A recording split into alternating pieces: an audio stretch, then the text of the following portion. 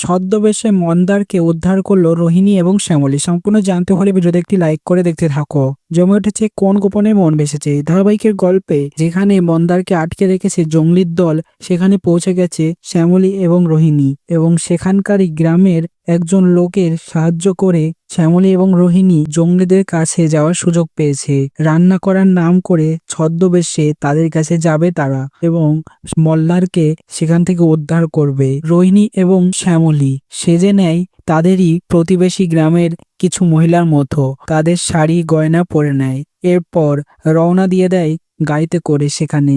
এরপর মন্দারকে দেখেই যেন কাঁদো কাঁদো ভাব হয়ে আসে রোহিণীর, কিন্তু শ্যামলী তাকে সামলিয়ে নেয়। তারপর মন্দারের কাছাকাছি হবে রোহিণী, আর তাকে সেখান থেকে উদ্ধার করার নতুন প্ল্যান করবে শ্যামলী এবং রোহিণী মিলে। তো কি মনে হয়, শেষমেশ কি উদ্ধার করতে পারবে তাকে?